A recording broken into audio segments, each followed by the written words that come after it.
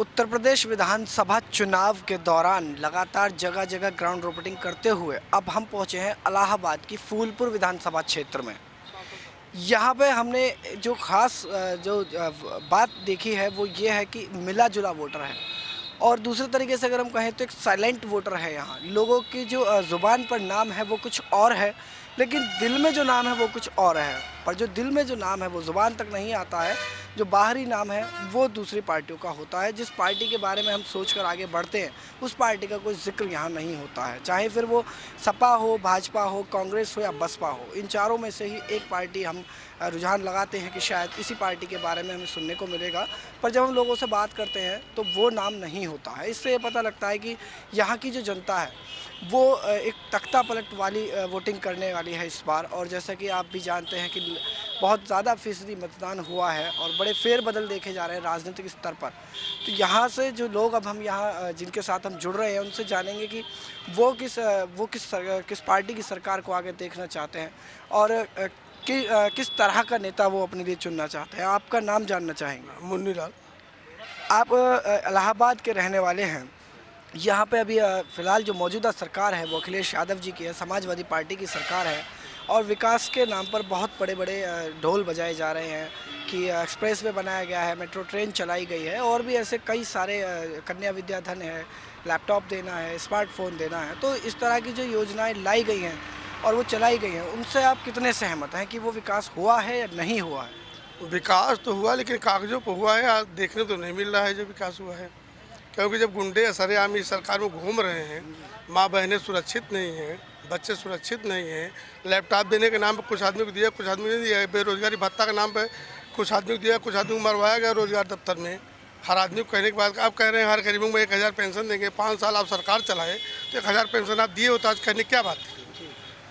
लेकिन अखिलेश जी तो पूरी तरह से दावा कर रहे हैं, वो कह रहे हैं कि प्रदेश की जनता उनके साथ है, विकास इतना किया गया है। वो तो आने वाला समय बताएगा जनता उनके साथ है कि नहीं है जो है। तो आप किस नज़रिए से देख रहे हैं उनकी सरकार को जो 5 साल पूरे किए हैं? आपके लिए वो अगर बेहतर साबित हुई तो किस तरह से और विफल साबित हुई तो किस तरह से? विफल तो उनका एक प्रत्यक्ष उदाहरण जो परसों पेपर में आया है, सुप्रीम कोर्ट के आदेश होने के बाद जब किसी एक नाबालिग लड़की के साथ बलात्कार मंत्री ने किया, ऐसे अगर मंत्री उनके शासन में रहेंगे तो विधानसभा और की गौरव क्या रहेगी, गरिमा क्या रहेगी? कि जब सुप्रीम कोर्ट अगर कह रहा तो FIR हो रहा है, इसका मतलब इन लोग अभी तक इस केस को दबाए थे जब मंत्री का तो और जनताओं की हालत होगी जो और पिछड़े हुए इलाकों में लोग रह रहे हैं। इसका मतलब गुंडों की सरकार थी, गुंडे इनके मंत्री थे। तो अब तक प्रदेश में आपने कौन सी बेहतर सरकार देखी है जिसके बारे में आप कह सकते हैं कि वो सरकार ज़्यादा कामयाब रही है? केवल इनके सरकार में देखा है 108 नंबर एम्बुलेंस जो है वो इस समय प्रॉपर रोड पर चल रही है। इसी का एक फ़ायदा जो है लोगों को बराबर होता है। उसके साथ साथ अखिलेश जी ने 100 नंबर की भी तो सुविधा दी है, UP डायल। 100 नंबर तो अभी हाल में आई है ना, गिने गुथे 2-4 महीने की बात है। उसके पहले 100 नंबर थी नहीं। वो भी 100 नंबर वाले जहाँ तहाँ लगा कर अपना ऐसे आराम कर रहे हैं, ना कि कोई अपराधी पकड़ रहे हैं। अपराधी पकड़ने के लिए जाते हैं तो 100 मीटर 200 मीटर पहले से हॉर्न बजा देते हैं जिससे अपराधी सक्रिय हो जाता है। तो कुल मिला के आप ये मानते हैं कि अखिलेश का जो शासन है वो किसी हद तक कामयाब नहीं रहा है? नहीं, ये तो हमारे निगाह तो नहीं रहा।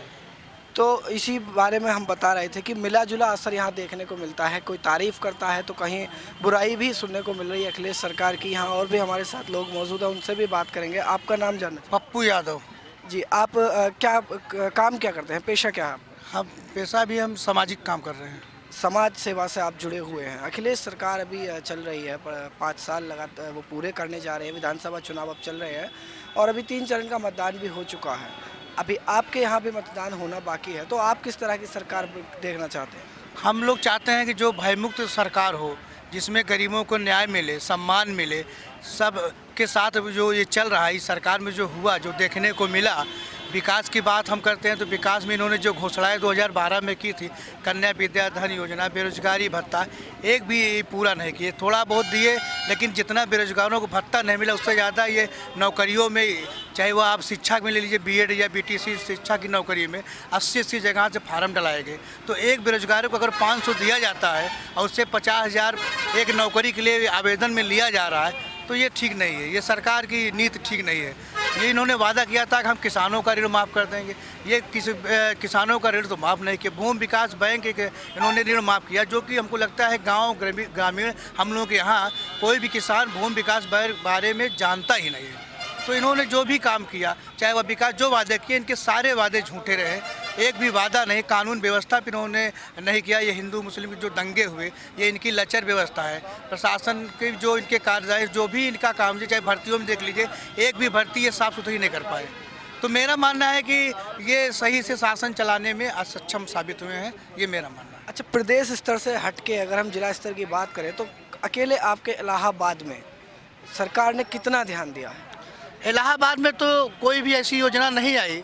कहीं कहीं इन्होंने खाद्यान्न वितरण किया, कुछ गिने चुने, लेकिन इलाहाबाद कुछ नहीं मिला। इलाहाबाद में तो कोई शुरुआत नहीं हुई, एक भी योजना नहीं कारगर साबित हुई, सब छलावा। क्राइम के मामले में इलाहाबाद का रिकॉर्ड कैसा रहा इन 5 सालों में? क्राइम भी जैसे हर जगह होता है, इलाहाबाद में भी कई हुए। अभी डॉक्टर बंसल की हत्याकांड हो गए, एक बहुत चर्चित डॉक्टर, दिन दहाड़े उनकी हत्या हो गई, आज तक मुलजिम नहीं पकड़े गए, क्योंकि पुलिस सुन ही नहीं रही। पुलिस तो इनकी सुन रही, चूँकि यहाँ जो भी अधिकारी आए वो कहीं ना कहीं शासन सत्ता से जुड़े रहे, वो आम जनता का ध्यान नहीं दिए, ये हम लोगों का मानना है। क्राइम के मामले में जो अभी ये बता रहे हैं कि इलाहाबाद में कई बड़ी घटनाएं हुई हैं जिसमें पुलिस फेल हो चुकी है, उन्हें रोकने में नाकाम सी साबित हुई है पुलिस। यानी कुल मिलाकर अखिलेश सरकार में जो गुंडा राज की बात कही जाती है वो इनके बयान से साबित सी भी होती है। आपका नाम क्या है? प्रेमचंद सेक्टर। आप क्या व्यापार करते हैं, क्या पेशा क्या है आपका? मेरा पेशा ये है कि मैं एक ट्यूटर हूँ, प्राइवेट संस्था में जो है पढ़ाता हूँ और बच्चों को भी शिक्षा देता हूँ। अच्छा, आप शिक्षा के क्षेत्र से जुड़े हुए हैं। अभी 5 साल जो सरकार पूरे कर रही है अखिलेश जी की, वो कहते हैं कि उन्होंने शिक्षा के उद्देश्य से लड़कियों को प्रोत्साहन देने के लिए कन्या विद्या धन दिया, साइकिल दी, लैपटॉप दिया और अभी स्मार्टफोन की योजना भी उन्होंने बता दिया है कि वो स्मार्टफोन भी देंगे अगर जीते हैं। लेकिन आप एक ट्यूटर हैं, आप बच्चों को पढ़ा रहे हैं, आपके पास बच्चे आते हैं। शिक्षा के क्षेत्र में आपने कितना विकास देखा है? बच्चों में क्या बदलाव देखा है इस सरकार को लेकर शिक्षा के मद्देनजर? हम तो हमारे जहाँ तक सोच है कि कुछ भी शिक्षा के महत्व मतलब बढ़ा ही नहीं, और बढ़ा क्या, इस समय जो है नकल प्रथा ज़्यादा चल रही है। शिक्षा के मामले में तो बहुत कमज़ोर है अपना प्रदेश। हम तो ये चाहते हैं अच्छी सरकार बने, अच्छा शिक्षा मिले, जिससे बच्चों का विकास हो सके और देश का भी विकास हो।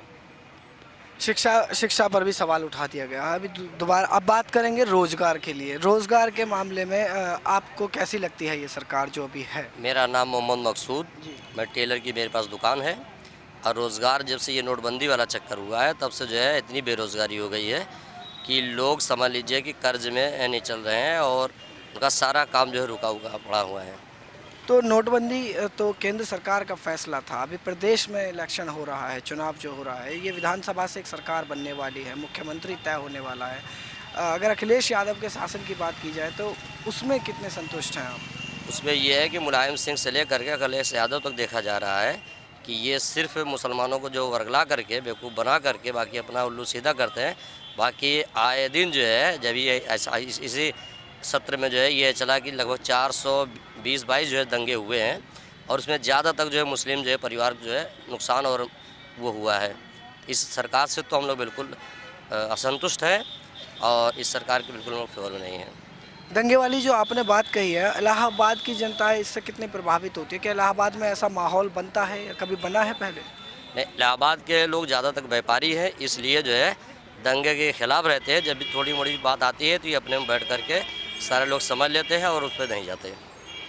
ये जो जगह इस वक्त हम जहाँ खड़े हैं ये फूलपुर विधानसभा के अंतर आती है, जो ये क्षेत्र है, और दंगे कुल मिलाकर पुलिस व्यवस्था पर अभी तक सबसे ज़्यादा तंज कसे गए हैं, सबसे ज़्यादा पुलिस व्यवस्था के बारे में बोला गया है और साथ में शिक्षा की भी बात की गई थी। रोज़गार को लेकर ये बता ही चुके हैं कि नोटबंदी का एक बुरा असर पड़ा था। आगे बात करेंगे और एक साहब यहाँ हमारे साथ मौजूद हैं। आपका नाम जानना चाहेंगे? बशीर। आप किस तरह की सरकार देखना चाहते हैं? अभी जो विधानसभा चुनाव चल रहे हैं 3 चरण के हो चुके हैं, अभी बाकी हैं। आप किस तरह की सरकार देखते हैं? साफ़ सुथरी सरकार, स्वच्छ छवि वाली सरकार हो। हालांकि योजनाएं तो बहुत आई सभा की, पर सही मानों में कानून व्यवस्था दुरुस्त नहीं रहा, सही ढंग से लागू नहीं हुआ, जिसकी वजह से अव्यवस्था फैली हुई है इनके। अच्छा, जो गठबंधन किया है कांग्रेस के साथ समाजवादी ने, इस गठबंधन से आप किस दृष्टि से देखते हैं पार्टी को, कमज़ोर है या फिर कुछ अलग नीतियों पे काम करने के इरादे से किया? गठबंधन का मतलब समझ नहीं आ रहा है, ये गठबंधन क्यों इन लोगों ने किया है। गठबंधन तो कहीं से भी हम लोगों ने, मेरे ख्याल से कांग्रेस के लोगों ने छोड़ ही दिया था। इनका गठबंधन करने का मतलब समझ में नहीं आया, किस वजह से क्या करें, गठबंधन करें, क्या आगे की नीति। तो प्रदेश स्तर पर जो विकास की बात कर रही है सरकार, वो आपको कहीं नज़र आता है अपने इलाहाबाद में या फिर पूरे यूपी में? अब विकास का सिर्फ नाम तो है, लेकिन वास्तव में वो लागू नहीं हो पा रहा ढंग से, सही में दिखने में नहीं आ रहा है ऐसा कुछ। विकास की जो बात की जाती है उसके बारे में बता रहे हैं कि जो विकास की बात कर रहे हैं वो नज़र नहीं आ रहा है, सिर्फ बातें ही हो रही हैं। और हम पहले भी इस बारे में एक बार बता चुके हैं कि जो एक विकास की अगर लिस्ट बनाई जाए तो लोगों को खुद ये नहीं पता है कि वो लिस्ट किस किस तरह से बनाई जाएगी, क्या क्या उसमें लिखना है कि कौन से विकास किए गए हैं। लेकिन हाँ, इतना पता है कि विकास हुआ है। मतलब कहीं ना कहीं मीडिया एक भूमिका अदा कर रही है अपनी। जो भ्रामक प्रचार चल रहे हैं वो यहाँ पे साबित होते नज़र आते हैं कि उस प्रचार का कितना फ़र्क पड़ता है। आपका नाम जानना चाहेंगे? हमारा नाम रिखी रामबिंद। जी, क्या करते हैं आप? हम ये धंधा करते हैं, किस चीज़ का धंधा? ये साग सब्जी के बाजार में। अच्छा, तो अभी जो प्रदेश की सरकार है उससे आप कितने सहमत हैं? प्रदेश सरकार जो है अपने तरफ ठीक है, लेकिन कुछ काम उसने बहुत गड़बड़ किया है, समझे। और जो विकास किया है कुछ ठीक किया, कुछ बहुत यह किया है। अच्छा, एक बेहतर सरकार के विकल्प में अगर किसी दूसरी सरकार को हम चुनना चाहें, जो अभी सरकार चल रही है उससे हट कर, तो आप किसकी तरफ जाते हैं? हम तो अभी किसी तरफ नहीं जा रहे हैं, माहौल देख रहे हैं यहाँ क्या जिसको इसको देंगे। लेकिन यहाँ पर लड़ाई इस समय भाजपा और बहुजन समाज पार्टी चल रही है। बहुजन समाज पार्टी की लड़ाई भाजपा के साथ आप बता रहे हैं, जबकि जो ज़्यादातर रुझान सामने आ रहे हैं उसमें समाजवादी के साथ मायावती की टक्कर बराबर बताई जा रही है। तो जो भाजपा के साथ आपने अपोजिशन में भाजपा को लिया है, इसकी कोई ख़ास वजह है? खास हो जा तो है ही, तभी जनता सब यहाँ लगे हैं। बहुत जनता इसमें भाजपा बहुजन भी है, ये दोनों पार्टी की यहाँ पे लड़ाई होगी। मायावती का जो शासन है उससे कितने सहमत रहते हैं आप लोग? मैं तो शासन भी अपने कार्यक्रम ठीक रहा, लेकिन इस समय जनता यही चाहती है कि अब बार भाजपा की सरकार यहाँ आए। ठीक है, ये बदलाव की वजह मतलब अखिलेश जी से नाराज़गी है, उनके परिवारवाद से नाराज़गी है, लेकिन जनता यहाँ का इस रूप बनी है। तो मतलब कुल मिला के आप ये कहना चाहते हैं कि बीएसपी की सरकार ही सबसे अच्छी सरकार होती है? बीएसपी की सरकार ठीक है, लेकिन अब भाजपा की सरकार यहाँ बनना ठीक हो है। दोनों लड़ाई है, देखकर कौन निकलता है। भाजपा के साथ कड़ा मुकाबला हो सकता है बीएसपी का, ऐसा इनका कहना है। और मीडिया भी कहीं हद तक अब ये चीज़ दिखाने बताने लगी है। जो रुझान दिखाए जाते थे मीडिया पर वोटिंग के, जो सीटें बताई जाती हैं कि किसको कितनी मिल रही है, तो कभी उसमें सबसे पहले नंबर पे जो पायदान पे बीजेपी रहती थी, आजकल वो खिसक के नीचे आ गई है और बीएसपी की पार्टी ऊपर उसमें जा रही है। तो अंदाज़ा लगाने की अगर कोशिश करें तो आप खुद बेहतर समझ सकते हैं कि किस पार्टी का रुझान ज़्यादा है और कौन सी पार्टी ज़्यादा जीत के नज़दीक हो सकती है। यहाँ और भी लोग हमारे साथ मौजूद हैं, उनसे बात करेंगे। एक सज्जन यहाँ हमारे साथ हैं। आपका नाम क्या है? ज्ञान सिंह। ज्ञान सिंह जी, क्या करते हैं आप? स्कूल चलाते हैं। स्कूल चलाते हैं, आप भी शिक्षा के क्षेत्र से जुड़े हुए हैं। अखिलेश सरकार अभी 5 साल पूरे कर रही है, विधानसभा चुनाव चल रहे हैं लगातार और वोटिंग भी चल रही है, कहीं बहुत बम्पर वोटिंग हो रही है। अब आपके क्षेत्र में चुनाव होने वाला है, आप यहाँ से किस तरह की विधायक को देना चाहिए? कौन सी सरकार का विधायक आपको बेस्ट लगता है? भाई हमको तो गुंडागर्दी वाले सरकार नहीं चाहिए जी, हमें मोदी सरकार चाहिए। मोदी सरकार जो है, हमको भाजपा सरकार चाहिए। लेकिन भाजपा सरकार पर तो ये भी अब आरोप लग रहा है, खिलाफत की जा रही है इस बात की। जनता कह रही है कि नोटबंदी जो की गई थी उससे बड़ा नुकसान हुआ है, वो आपको कैसा लगता है? कोई नोटबंदी से नुकसान नहीं हुआ। जो बड़े लोगों हैं उनके लिए जो है नोटबंदी का नुकसान हुआ है। हम सब जैसे जनता, आम जनता के लिए जो है कोई नुकसान नहीं हुआ। अच्छा, जिन बड़े लोगों की बात की जाती है, ये बड़े लोग अभी तक दिखाई क्यों नहीं दिए हैं? कोई बड़ा आदमी सामने आकर ये क्यों नहीं कह पाया कि मैं कंगाल हो गया? भाई वो जो है, जो पैसा उनके पास ज़्यादा है तो कैसे बताएंगे कि हमारे पास पैसा इतना है। लेकिन अब पैसा तो उनका बंद हो गया ना, तो वो कंगाल हो गए होंगे, तो फिर वो सामने क्यों नहीं? कंगाल ऐसे कंगाल नहीं हो पाएंगे ना। अच्छा, मतलब आधा खर्च हो गया, आधा उन्होंने अभी बचा लिया। हाँ। मतलब काला धन अभी बाकी है। अभी बाकी है, अभी तो अभी फिर तो बीजेपी का जो बीजेपी ने कहा था कि हमने काले धन पर सर्जिकल स्ट्राइक की है, तो वो तो फेल हो जाती है इस हिसाब से। तो नहीं, कैसे सर्जिकल स्ट्राइक क्यों फेल हो, कैसे हो जाएगी? मोदी जब यहाँ पूर्ण बहुमत में अगर यूपी में भी आ जाएंगे तो सारा जो है मामला सही हो जाएगा। मैं दरअसल ये कहना चाहता हूँ कि नोटबंदी की जो घटना हुई थी उसका मेन उद्देश्य ये था, जो खास उसका मतलब मकसद था, वो ये था कि काला धन रोका जाए। अभी आप कह रहे हैं, जब मैंने आपसे पूछा कि कोई ऐसा बड़ा आदमी सामने नहीं आया जिसने कहा हो कि मैं कंगाल हो गया हूँ, तो आपने कहा कि उन पर पैसा बहुत ज़्यादा है। फिर मैंने कहा कि वो आधा बचा लिया, आधा खर्च कर दिया है। तो जो आधा बचा है वो भी तो काले धन का ही हिस्सा है, उस पर रोक कैसे लगेगी? उस पर रोक जो है मोदी अब पूर्ण बहुमत में आएंगे तो उसको पर रोक लगाएंगे ना। अच्छा, यहाँ पर अभी आप बीएसपी की बात कर रहे थे, वो मोदी जी के बारे में कह रहे हैं कि जो नोटबंदी है वो बहुत अच्छा फैसला था और बीजेपी ही रूल में आने वाली है, तो आप उनके तर्क से कितना सहमत हैं? ये सरासर गलत है, क्योंकि नोटबंदी से जो है आम लोगों का जो नुकसान हुआ है, बेरोजगार जो गांव के लोग कमाने बाहर गए थे फैक्ट्रियों कंपनियों में, वो नोटबंदी से बंद हुआ और सारे बेरोजगार लोग चले आए, गांव में चले आए, उनका काम धंधा बंद हो गया। और नोटबंदी से फ़ायदा तो गरीबों अमीरों को हुआ है, गरीबों को नहीं हुआ। अगर किसी की परेशानी हुई तो गरीब समाज की हुई, गरीब जनता की हुई। अमीर लोग कभी लाइन में नहीं लगे। जो भी नोट पकड़ी गए, जितने भी मीडिया में आए या अखबारों में हम लोगों ने पढ़ा है, वो कहीं ना कहीं बीजेपी के लोगों को ही निकले गए या बड़े लोगों के लिए। किसी गरीब का कोई काला धन न पकड़ा गया, न गरीब आदमी। लेकिन प्रताड़ित हुआ, पीड़ित हुआ तो गरीब आदमी हुआ, रोज़गार छीना तो गरीब आदमी का छीना। इसलिए मैं इस नोटबंदी के खिलाफ हूँ। निष्पक्ष तरीके से अगर हम कहें अपनी बात, तो ये एक मुद्दा जो बात कही गई है वो हमें सही लगी है कि जो गरीब है वो पीड़ित तो हुआ है। इस बारे में रिज़र्व बैंक ने भी अपनी एक रिपोर्ट दी थी और माननीय न्यायालय ने भी इस बारे में रिपोर्ट दी थी। उन्होंने कहा था कि नोटबंदी एक जल्दबाजी का असर है। अभी जो बीजेपी समर्थक हमारे साथ थे, वापस उन्हीं की तरफ जाएंगे, उनसे फिर दोबारा इस बारे में ये बात करना चाहेंगे, उनसे पूछेंगे आपने नोटबंदी की जो घटना हुई थी उसको सही ठहराया है। मैं आपसे एक सवाल मानवता के तरीके से पूछना चाहता हूँ, नोटबंदी के दौरान जो 70-80 लोग मरे, उनकी मौत को आप शहादत समझते हैं या फिर आपको लगता है कि कहीं ना कहीं ये फैसला इसलिए गलत साबित हुआ है कि लोग मारे गए हैं? ऐसा कुछ नहीं है, नोटबंदी से ही मौत नहीं हुआ है। मौतें तो जो है डेली हो रही है, तो ये तो अफवाहें हैं कि नोटबंदी से ही जो है मौत हुआ है। लेकिन मौत हो जाना एक बहुत बड़ी बात होती है। जब हमारे देश में अगर एक जनाजा निकलता है, एक अर्थी निकलती है, तो चलती गाड़ियां रुक जाती हैं, लोगों की भीड़ थम जाती है। इससे हम ये समझ सकते हैं कि हमारी मानवता ऐसी है कि जो मतलब किसी के घर में अगर कुछ मौत होती है तो हम उसको दिल से महसूस करते हैं। फिर ये जो मौतें हुई, इनको आप क्यों नहीं समझ सकते? नहीं, मौत तो समझ रहे हैं कि मौत तो हुई है, लेकिन जो है ये मौतें जो है केवल नोटबंदी से ही नहीं हुआ, मौत तो जो है डेली हो रही है। नहीं, डेली तो होती हैं, डेली तो लोग मरते हैं, लेकिन वो लोग जो मरे, जो बैंकों की लाइन में ही मरे हैं, खास बैंकों में ही मरे हैं, उनकी मौत की वजह ऐसी नहीं थी कि वो घर से जहर पी कर गए थे, वो तो वहीं उस लाइन में लगे हुए मरे हैं। नहीं, वो तो बैंक कर्मचारी का भी है, जो है ऐसा नहीं है कि जो है कि नोटबंदी से कोई ऐसा विशेष असर पड़ा है। अब तो जो है नोटबंदी का कोई वैसा कुछ नहीं है कि मतलब कोई असर पड़ रहा है। लेकिन हमने अभी हाल ही में एक सर्वे किया था, हमारी नेशनल दस्तक की टीम ने एक सर्वे किया था। अभी जगह जगह जाके हमने, अभी 50 दिन पूरे होने की बात की गई थी, हमने पूरे 70-80 दिन बाद जाकर सर्वे किया और एटीएम के हाल देखे, तो अब भी एटीएम खाली है।